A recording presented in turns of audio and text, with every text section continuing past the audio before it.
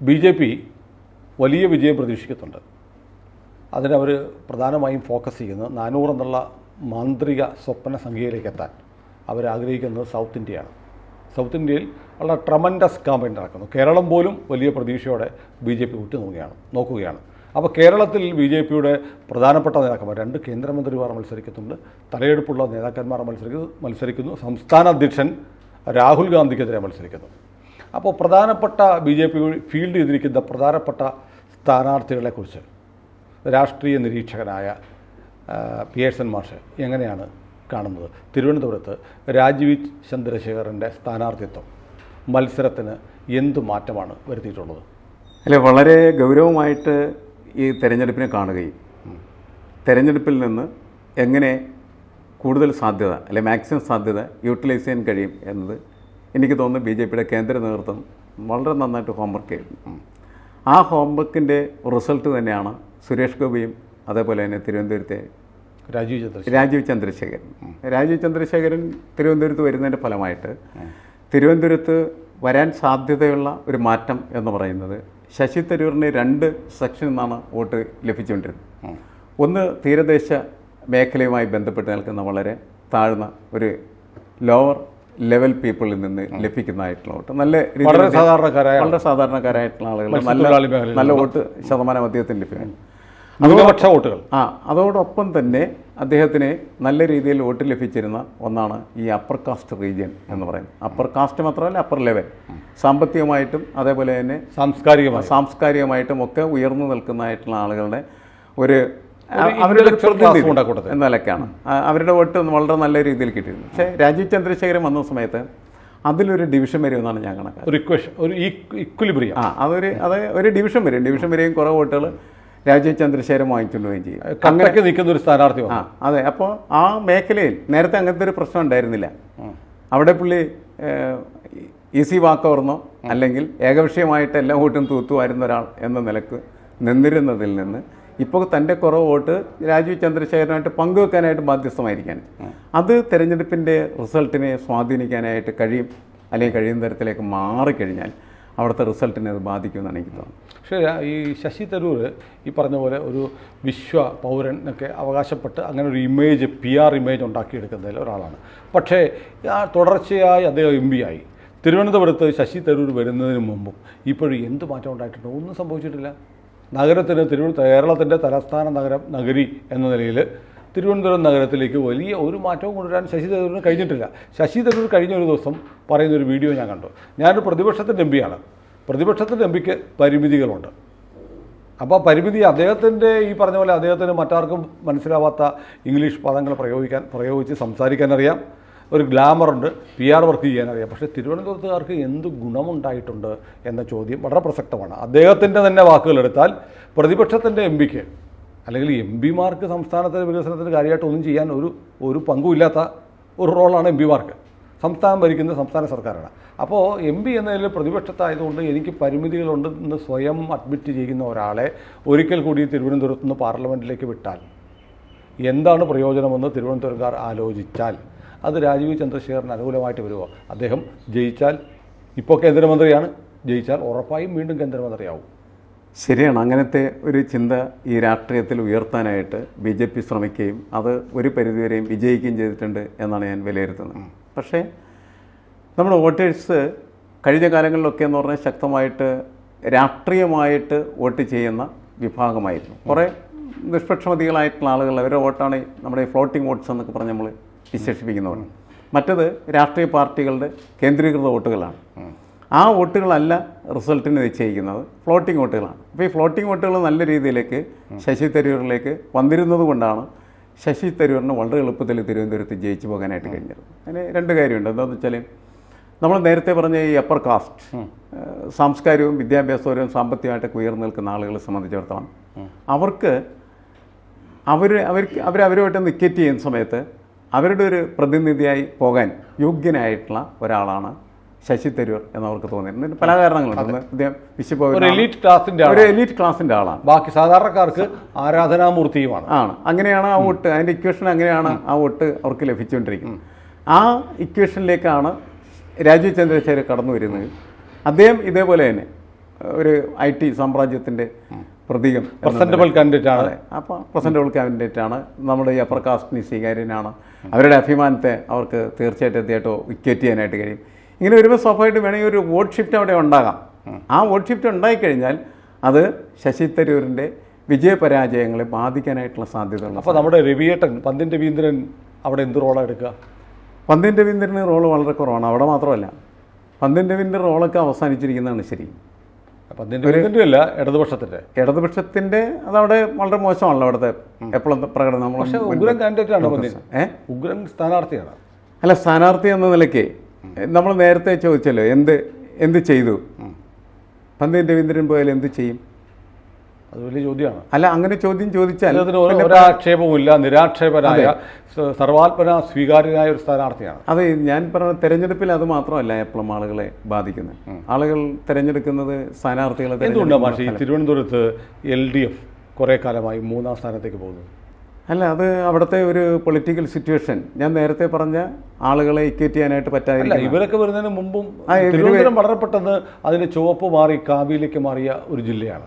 അല്ല, തിരുവനന്തപുരത്ത് എനിക്ക് വന്ന് മറ്റേ എന്താണ് ഒരു വർമ്മ കേരളവർമ്മ രാജ അല്ലേ, അദ്ദേഹം മത്സരിച്ച സമയത്താണ് ശരിക്കും ഇതിനൊരു കാവി സാധ്യത ഉണ്ടെന്ന് തെളിയിച്ചത്. 2 ലക്ഷത്തിലധികം വോട്ട് അദ്ദേഹം നേടിക്കഴിഞ്ഞോടുകൂടിയാണ് ഇതിന് എനിക്ക് പെട്ടെന്ന് മാറുകയാണ് ചെയ്തത്.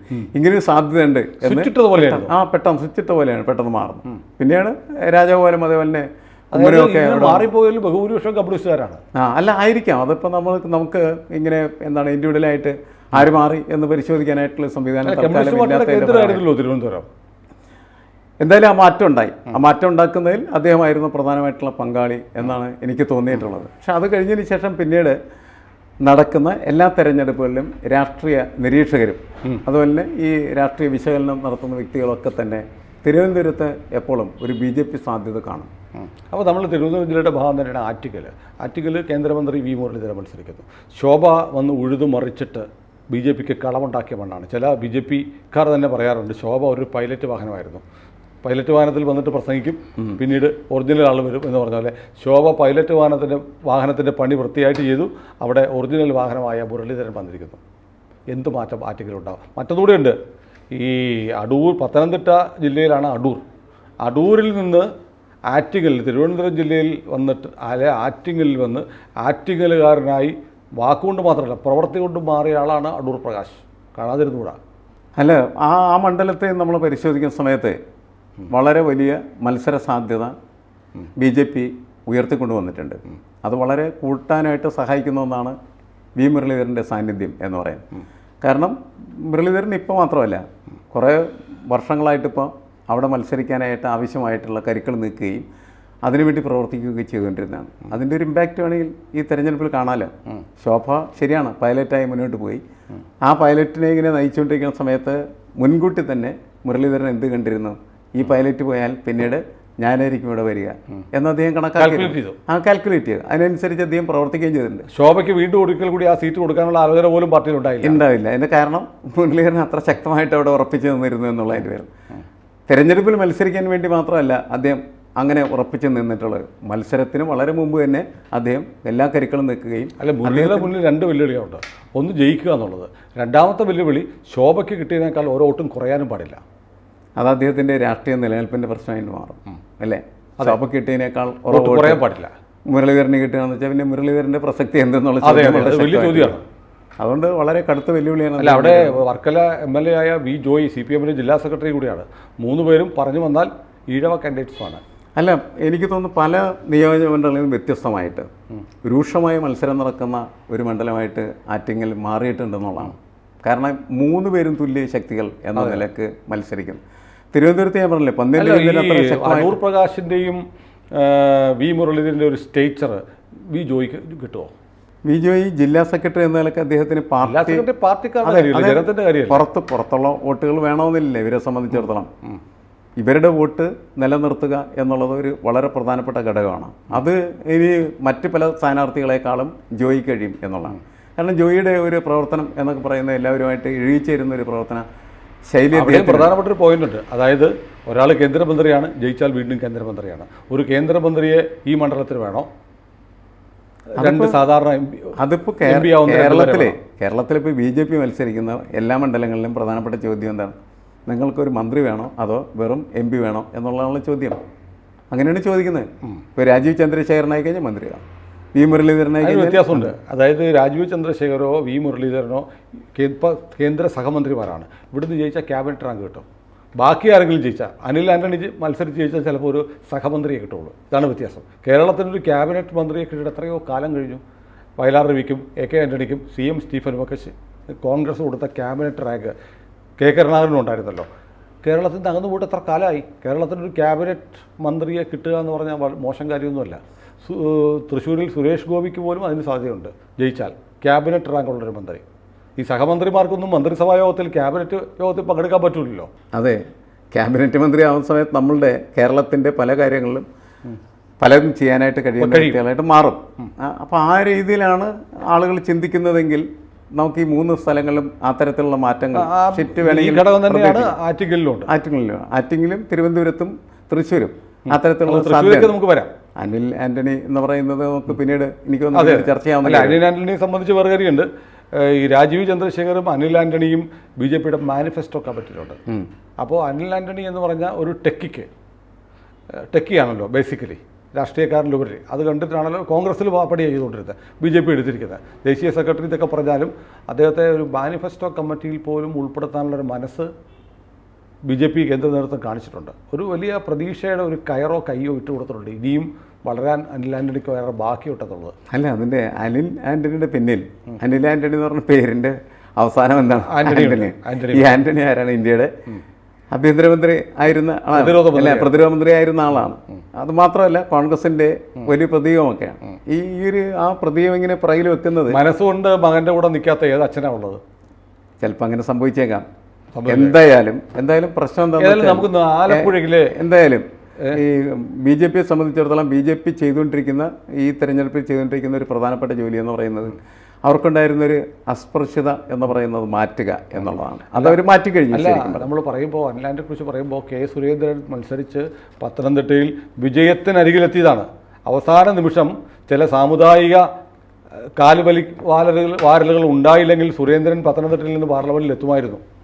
സുരേന്ദ്രനെ തോൽപ്പിച്ചതാണ്. സുരേന്ദ്രന് 2 പ്രശ്നങ്ങളുണ്ടായിരുന്നു. ഒന്ന്, സുരേന്ദ്രൻ 2 മണ്ഡലങ്ങളിൽ മത്സരിക്കുകയും ഹെലികോപ്റ്റർ സഞ്ചരിക്കുകയും നടക്കുകയും ചെയ്തത് ഒരു പ്രശ്നമായിരുന്നു.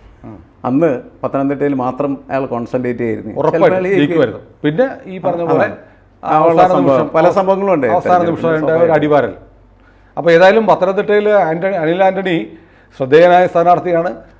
അത് പക്ഷേ ഈരാറ്റുപേട്ട എന്ന് പറയുന്ന ഒരു മുസ്ലിം കൺസോളിഡേറ്റർ, അതായത് PC ജോർജിനെ തോൽപ്പിച്ച ഒരു മണ്ഡലം കിടക്കുന്നത് അനിൽ ആൻ്റണിക്ക് ഒരു വഴികാട്ടി തന്നെയാണ്. നമ്മൾ ആലപ്പുഴ വന്നാൽ ആലപ്പുഴയിലെ പിക്ചർ വളരെ വേഗം മാറുകയാണ്. ശോഭാ സുരേന്ദ്രൻ സ്ഥാനാർത്ഥിത്വം നൽകാൻ നോമിനേഷൻ കൊടുക്കാൻ പോയപ്പോൾ വന്ന വനിതകളുടെ ഒരു പ്രവാഹമുണ്ടായിരുന്നു. അപ്പോൾ വളരെ പെട്ടെന്ന് KC വേണുഗോപാലിനൊപ്പം കട്ടയ്ക്ക് നിൽക്കാൻ പറ്റുന്ന ഒരു സ്ഥാനാർത്ഥിയാണ് എന്ന് ശോഭയ്ക്ക് ഒരു ഇമേജ് ഉണ്ടാക്കാൻ പറ്റിയിട്ടുണ്ട്. പിന്നെ തീപ്പൊരി നേതാവാണ്. പിന്നെ ഈഴവ വോട്ടുകൾ ചേർത്തല അടക്കമുള്ള മേഖലയിൽ വളരെ നിർണായകമാണ്. അതൊരു ഘടകമാണ്. പ്രീതി നടേശൻ, വെള്ളാപ്പള്ളി നടേശൻ്റെ സഹധർമ്മിണിയായ പ്രീതി നടേശൻ, SN ട്രസ്റ്റിൻ്റെ ഭാരവാഹിയൊക്കെ ആയിട്ടുള്ള പ്രീതി നടേശൻ ശോഭയുടെ പ്രചരണ പരിപാടികൾക്ക് പരസ്യമായി ഉണ്ടായിരുന്നു. അതൊരു ഫാക്ടറാണ്. പിന്നെ ആരിഫിനെ സംബന്ധിച്ച് ആരിഫ് മത്സരിക്കുന്നില്ല എന്നൊക്കെ കരുതിയിരുന്ന സ്ഥാനാർത്ഥിയായിരുന്നു എന്ന് കേട്ടിട്ടുണ്ട്. ഈ തവണ മത്സരിക്കുന്നില്ല അല്ലെങ്കിൽ സീറ്റില്ല എന്നൊക്കെ കേട്ടിരുന്നു. പക്ഷേ ആരിഫിനെ അല്ലാതെ മറ്റൊരാളെ അവിടെ ലോഞ്ച് ചെയ്യാൻ CPM കഴിയുമായിരുന്നില്ല.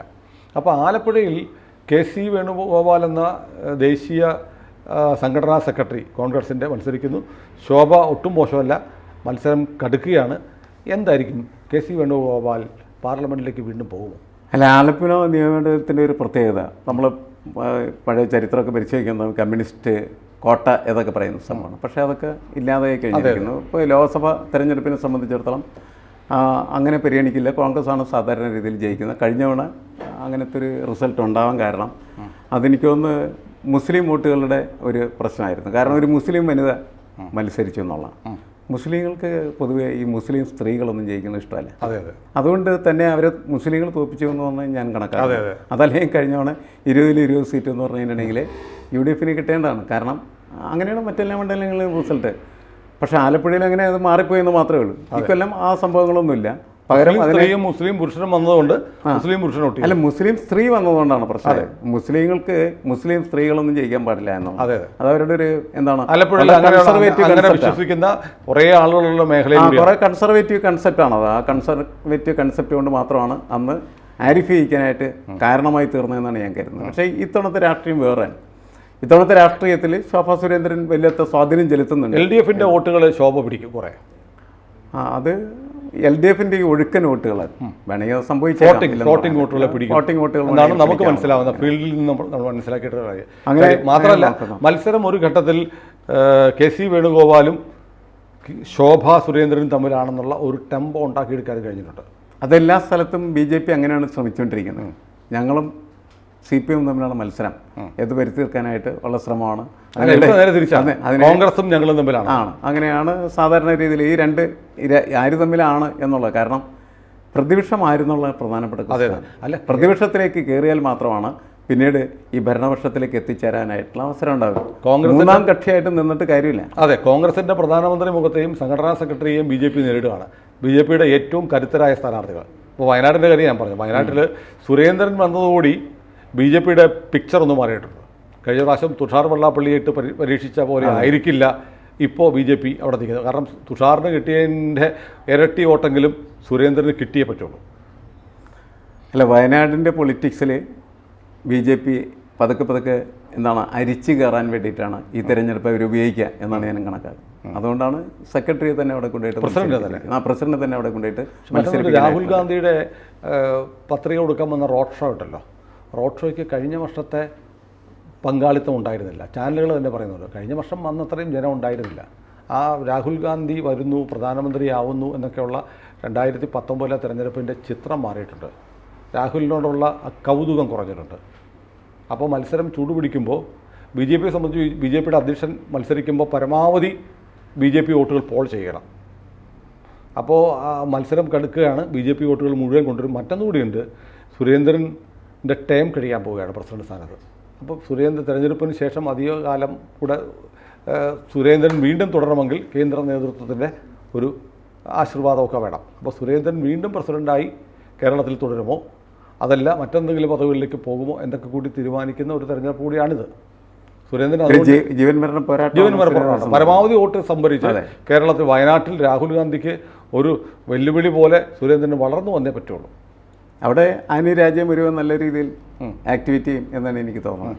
ഇനി നമ്മൾ ഏറ്റവും കൂടുതൽ പ്രതീക്ഷിക്കുന്ന മണ്ഡലം കേരളം മുഴുവൻ, ഇന്ത്യ മുഴുവൻ നോക്കുന്ന ഒരു മണ്ഡലം, ഒരുപക്ഷെ നമ്മുടെ സ്മൃതി ഇറാനിയെ പോലെ 5 വർഷക്കാലം തോറ്റ മണ്ഡലത്തിൽ 5 വർഷം ജീവിച്ച് ആ മണ്ഡലത്തെ നോക്കിയ മണ്ഡലമാണ് സുരേഷ് ഗോപിയുടെ തൃശ്ശൂർ. തൃശ്ശൂരിൽ ആര് ജയിക്കും? അല്ല, തൃശ്ശൂർ നല്ല മത്സരം, അത് ത്രികോണ മത്സരത്തിൻ്റെ സ്വഭാവത്തിലേക്ക് കാര്യങ്ങൾ കൊണ്ടുവരാനായിട്ട് കഴിഞ്ഞിട്ടുണ്ട്. 3 സ്ഥാനാർത്ഥികളും കരുത്തരാണ്. 3 സ്ഥാനാർത്ഥികളും നല്ല രീതിയിൽ തെരഞ്ഞെടുപ്പ് പ്രവർത്തനത്തിലോ തെരഞ്ഞെടുപ്പ് ഗോതയിലോ ഇറങ്ങി നല്ല അനുഭവസമ്പന്നരായിട്ടുള്ള ആളുകളാണ്. ആര് ജയിക്കും എന്ന് പറയാൻ പറ്റാത്ത തരത്തിലേക്ക്. അല്ല, അവിടെയും നമ്മൾ ആദ്യം പറഞ്ഞ പ്രശ്നമുണ്ട്. കാരണം പ്രധാനമന്ത്രി ഒരു പാർട്ടി പ്രവർത്തകൻ്റെ മകളുടെ കല്യാണത്തിന് വന്ന് കാർമ്മികനെ പോലെ നിൽക്കുന്നത് ഇന്ത്യയുടെ ചരിത്രത്തിൽ ആദ്യമാണ്. അപൂർവമാണ്. ആദ്യമായിരിക്കില്ല, ഒരു പക്ഷേ അപൂർവമാണ്.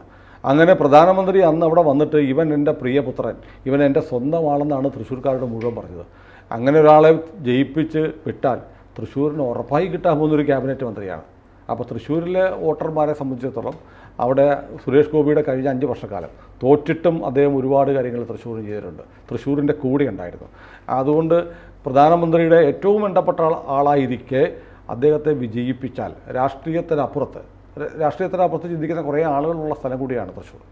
അപ്പോൾ അങ്ങനത്തെ ഒരു ഇക്വേഷനിലൂടെയൊക്കെ വർക്ക് ചെയ്താൽ സുരേഷ് ഗോപി പാർലമെൻറ്റിലെത്തുമോ? അല്ല, ഈ ഞാൻ പറഞ്ഞത് നല്ല ത്രികോണ മത്സരം എന്ന് പറയുമ്പോൾ ആര് ജയിക്കും എന്ന് നമുക്ക് പറയാൻ പറ്റാത്ത രീതിയിലേക്ക് കാര്യങ്ങൾ മാറുകയാണ്. അങ്ങനെ മാറുമ്പോൾ നമുക്ക് ത്രികോണ മത്സരം എന്നതിനെ പറയാൻ പറ്റും. മറ്റിടത്തൊക്കെ നമ്മൾ ഇന്നയാളും തമ്മിലുള്ള ഒരു മത്സരം എന്ന് വെക്കുന്നുണ്ട്. ഇവിടെ പക്ഷേ 3 പേരും ഏതാണ്ട് വളരെ ടൈറ്റായിട്ട് മത്സരിക്കുന്ന ഒരു സാഹചര്യം നിലനിൽക്കുന്നുണ്ട്. ജനങ്ങളുടെ മുന്നിൽ കൃത്യമായിട്ട് BJP എന്ത് ചെയ്തിട്ടുണ്ട്, അവരുടെ ഒരു ഓഫർ വെച്ചിട്ടുണ്ട്. നിങ്ങൾ ഇയാളെ ജയിപ്പിക്കും, ഞങ്ങൾ ക്യാബിനറ്റ് മന്ത്രിയാക്കാം എന്നുള്ളത്. അതെത്രത്തോളം ആ വോട്ടർമാരുടെ ഇടയിൽ സ്വീകാര്യത നേടും, അതിൻ്റെ അടിസ്ഥാനത്തിലായിരിക്കും സ്വീകാര്യത നേടേണ്ടതല്ലേ? അതെ, അല്ല, അങ്ങനെ നേടാവുന്നതാണ്, വളരെ പോപ്പുലർ ആയിട്ട്. അതെ, അങ്ങനെ നേടുമ്പോൾ അതിൻ്റെ അടിസ്ഥാനത്തിലുള്ള റിസൾട്ട് വേണമെങ്കിൽ അവിടെ നിന്ന്. കേരളത്തിലെ ഏറ്റവും ജനകീയനായ BJP നേതാവ് സുരേഷ് ഗോപി തന്നെ രാഷ്ട്രീയത്തിന് അതീതമായ ആളുകൾക്ക് ഇഷ്ടമുള്ളത് അല്ല, സുരേഷ് ഗോപിക്ക് അങ്ങനത്തെ ഒരു ബാക്ക്ഗ്രൗണ്ട് ഉണ്ടല്ലോ. കാരണം സിനിമയിൽ നിന്ന് അദ്ദേഹം ഇതിലേക്ക് വരുന്ന സമയത്ത് സിനിമയിൽ അദ്ദേഹം പ്രവർത്തിച്ചുകൊണ്ടിരിക്കുമ്പോഴൊക്കെ തന്നെ അദ്ദേഹം ഒരു സർവ്വദേശീയമായി ഇവരുടെ ഇടയിലെല്ലാം ഇങ്ങനെ വ്യാപകമായി അംഗീകരിക്കപ്പെട്ട ഒരു അല്ല, അതിനു മുമ്പ് അത് കഴിഞ്ഞതിന് ശേഷം രാഷ്ട്രീയ പ്രവർത്തനത്തിന് മുമ്പേ അദ്ദേഹം ഈ ആളുകളെ രാഷ്ട്രീയ പ്രവർത്തനത്തിന് മുമ്പ് അത് മിക്കവാറും നമ്മുടെ മിക്കവാറും എല്ലാ ഒട്ടുമിക്ക സിനിമ പ്രവർത്തകരൊക്കെ ഇപ്പോൾ അത്തരത്തിലുള്ള ഒരു ക്യാരക്ടറിൽ വരാൻ ശ്രമിക്കാം. പഴയ ആ 2 കുട്ടികൾ എയ്ഡ്സ് ബാധിതരായ 2 കുട്ടികളെ സ്കൂളിൽ നിന്നൊക്കെ പുറത്താക്കിയ സമയത്ത് ചേർത്ത് പിടിച്ച് ചുംബിക്കുന്ന ഒരു സുരേഷ് ഗോപി നമ്മൾ കണ്ടിട്ടുണ്ട്. അതായത് ആക്ടിവിസ്റ്റ് ആയിട്ട് മാറണം. എൻഡോസൾഫാന്റെ ദുരന്ത മേഖലയിൽ അന്ന് അദ്ദേഹം BJP അല്ല. നമ്മുടെ ഒരു സിനിമാ താരവും പോകാതിരുന്ന സമയത്ത് ഈ എയ്ഡ്സ് ബാധിച്ച കുട്ടികളെ സ്വന്തം മക്കളെ പോലെ വാരിപ്പുണർന്ന് അവരെ ഉമ്മ വെക്കുന്ന സുരേഷ് ഗോപിയെ കണ്ടിട്ടുണ്ട്. എൻഡോസൾഫാൻ മേഖലയിൽ ഓടിപ്പോയി അവരെ ആ കുഞ്ഞുങ്ങളെ സഹായിക്കുന്ന സുരേഷ് ഗോപിയെ കണ്ടിട്ടുണ്ട്. പിന്നെ അദ്ദേഹത്തിന്റെ TV ഷോകളിൽ വന്നിട്ട് ഈ സുരേഷ് ഗോപിയിലുള്ള ഒരുതരം ആക്ടിവിസം ഉണ്ടല്ലോ, അതാണ് തനിക്ക് കിട്ടുന്ന പണം മുഴുവൻ ഇവർക്ക് ചെലവാക്കുക, നാട്ടുകാർക്ക് അതൊക്കെ ഇതിനകത്ത് സഹായകരമായ ഘടകങ്ങളായി മാറും. അപ്പോൾ അങ്ങനെ ഒരുപക്ഷെ കേരളത്തിൽ അങ്ങനെ ഒരു കാൻഡിഡേറ്റ് ഇതിനു മുമ്പ് ഉണ്ടായിട്ടില്ല. അപ്പോൾ ഓരോ ജനതയ്ക്കും അർഹിക്കുന്ന രാജാക്കന്മാരെ കിട്ടുമെന്നാണ് പറയുന്നത്. ഇപ്പം നമ്മുടെ MP-മാരും ജനത അർഹിക്കുന്ന നേതാക്കന്മാരായി മാറുന്നവരാണ്. അപ്പോൾ കേരളത്തിലെ BJP മത്സരിക്കുന്ന മണ്ഡലങ്ങൾ മാത്രമാണ് നമ്മളെടുത്ത്. അപ്പോൾ ഏത് മണ്ഡലത്തിലാണെങ്കിലും ജനം അർഹിക്കുന്നവരെ അവർക്ക് നേതാക്കളായി കിട്ടും. ജനങ്ങൾ ബുദ്ധിപൂർവ്വം തീരുമാനിക്കട്ടെ. ജനങ്ങളുടെ കയ്യിലാണ് എന്തായാലും തീരുമാനം. അതെ, നമുക്കിതിൻ്റെ അനാലിസിസ് നടത്താൻ മാത്രം. അതായത് BJP ഈ തെരഞ്ഞെടുപ്പിൽ ഒന്നാം തരം സ്ഥാനാർത്ഥികളെ പല മണ്ഡലങ്ങളിലും അവതരിപ്പിച്ചിട്ടുണ്ട്. ഉഗ്രൻ മത്സരം കാഴ്ചവെക്കാനും കഴിയുന്നുണ്ട്. ബാക്കിയൊക്കെ ബാലറ്റ് മെഷീനിലാണ് ഇരിക്കുന്നത്. കൂടുതൽ വാർത്തകളും വിശേഷങ്ങളും നിങ്ങളിലേക്ക് എത്താൻ ABC മലയാളം സബ്സ്ക്രൈബ് ചെയ്യുക, ബെൽ ബട്ടണും അമർത്തുക.